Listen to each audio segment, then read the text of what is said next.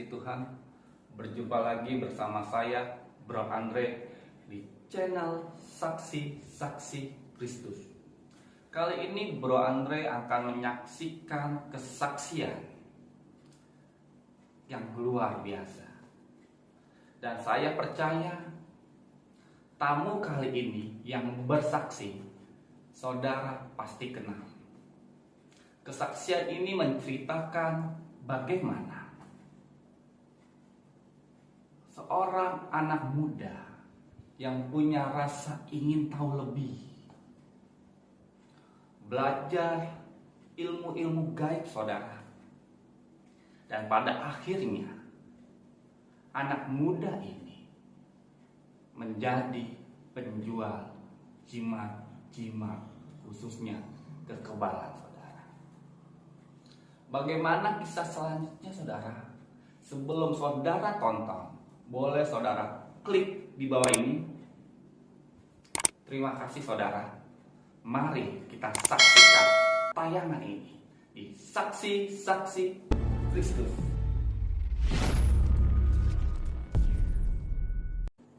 Shalom. Berjumpa lagi bersama saya, Bro Andre. Benar, hari ini Bro Andre yang akan bersaksi di tempat ini. Biar kesaksian ini Bro Andre berdoa, mudah-mudahan memberkati saudara yang menyaksikan tayangan ini. Kesaksian ini berawal di mana waktu itu Bro Andre belum benar-benar mengenal sosok Yesus Kristus. Apa sih yang disebut damai sejahtera sejati? Bro Andre waktu itu belum mengenalnya. Yang Bro Andre kenal waktu itu kesenangan kedagingan, kesenangan duniawi saudara. Dimana waktu itu Bro Andre tertarik sama dengan dunia kegaiban. Fokusnya ilmu kekebalan saudara.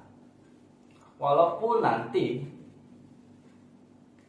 kesaksian selanjutnya Bro Andre akan bersaksi tentang apa sih yang disebut ilmu pelet, apa sih yang disebut ilmu kebal, bagaimana sih cara menyelesaikannya, bagaimana menuntaskan kutukan yang pernah terikat ketika kita masih dalam di zona kegelapan.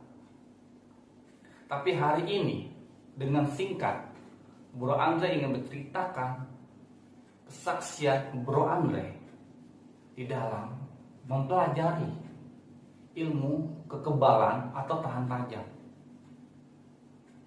Ya, saya percaya anak muda seperti saya waktu itu pasti banyak yang tertarik sama yang disebut ilmu kebal, ilmu tahan tajam. Bahkan banyak di antara anak-anak muda menggunakan itu untuk gaya-gayaan, untuk biar kelihatan keren sama golongannya. Itu Bro Andre lakukan. Dimana waktu itu Bro Andre ingin belajar ilmu kebal.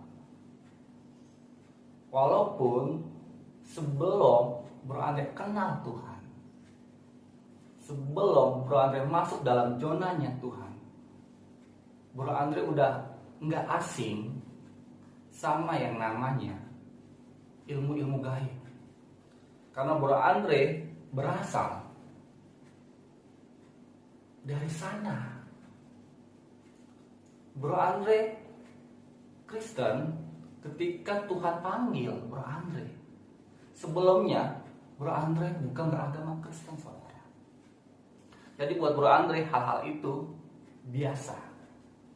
Singkat cerita, Bro Andre tertarik yang namanya ilmu kebal. Bro Andre belajar dari guru yang satu ke guru yang kedua dan ke guru yang seterusnya. Sampai saat itu Bro Andre merasakan yang disebut kesaktian, yang disebut ketika dites dengan benda tajam itu nggak berdarah. Walaupun tetap terluar saudara, karena tahan tajam. Karena sifat dasar manusia nggak ada yang sebenarnya yang namanya kebal. Saudara yang dikasih Tuhan, sampai ke puncak tertentu, Bro Andre nggak puas dengan apa yang Bro Andre dapat. Sampai Bro Andre melakukan masuk dalam zona penjualan atau marketing dalam dunia goib, benda-benda mistik. Bro Andre masuk dalam zona itu. Karena apa, saudara? Cari uangnya gampang. Benda yang Bro Andre beli di pasar 10.000 paling mahal, Bro Andre bisa jual paling murah 500.000. Maka Bro Andre pernah jual benda itu 15 juta. Peminatnya banyak, dari kalangan anak sekolah sampai penjabat, dari dalam negeri sampai luar negeri. Bro Andre jujur, enak, mudah, saudara. Bro Andre bisa mengisi benda, batu atau kalung atau gelang atau apapun, bahkan minyak, bahkan langsung melalui amalan. Bro Andre menguasai itu saat itu, saudara. Menggiurkan. Ketika kita banyak uang, kita bisa melakukan apapun. Menyenangkan kedagingan kita mampu. Tapi titik Bro Andre berubah, di mana Bro Andre nggak mendapatkan yang disebut damai sejahtera. Dunia bisa mengasih kesenangan, tapi dunia tidak bisa memberikan saya atau saudara damai sejahtera yang mutlak. Karena damai sejahtera yang mutlak hanya ada di Yesus Kristus. Saudara, Bro Andre mengajak saudara, kita baca firman Tuhan, di mana firman ini titik balik Bro Andre untuk mengenal Yesus luar biasa. Mari kita baca, saudara. Yohanes 14 ayat 27. Damai sejahtera kutinggalkan bagimu, damai sejahteraku kuberikan kepadamu, dan apa yang kuberikan tidak seperti yang diberikan oleh dunia kepadamu. Firman ini menyatakan kesejahteraan yang Tuhan beri itu beda dengan dunia, saudara. Dan ini yang Bro Andre rasakan. Dan Bro Andre juga percaya bahwa saudara yang menyaksikan dan tayangan ini, saudara merasakan perbedaan kesejahteraan dari dunia atau kesejahteraan dari Allah.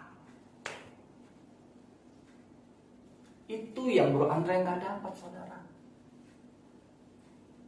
Uang dapat, kesenangan dapat, kesenangan dunia. Tapi untuk apa? Ketika hidup Bro Andre selama hidup nggak merasa kedamaian. Karena Bro Andre sadar, hidup ini berakhir semua dalam kematian. Dan ketika kita mati, ada penghakiman yang kekal, ada kehidupan yang baru. Itu yang membuat Bro Andre berubah. Dan Bro Andre hari ini juga mengajak buat saudara yang masih terikat, yang masih suka dengan benda-benda gaib. Bro Andre berdoa di dalam nama Tuhan Yesus, ikat-ikatan, segala ikatan yang bukan berasal dari Allah terlepas hari ini di dalam nama Tuhan Yesus. Amin. Saudara ini Tuhan, banyak pengalaman dari teman-teman Bro Andre sharing sama Bro Andre. Bro, gimana nih? Gue udah terlalu jauh masuk dalam zona hitam. Ketika gue lepas, gue akan mati. Karena gue udah ada ikatan, janji kontrak bersama hal-hal gaib. Saya bilang itu bohong. Hidup dan mati seseorang di tangan Tuhan Yesus. Amin.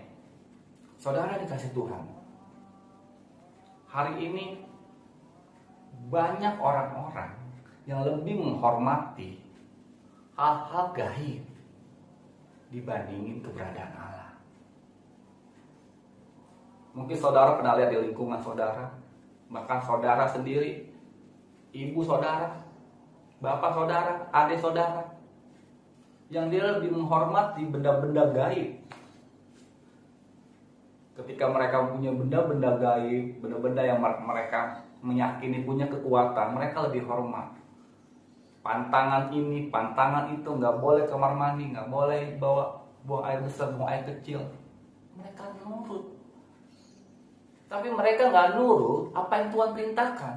Tuhan sang pencipta langit dan bumi. Tidak ada di dunia ini yang di luar kendalinya Tuhan.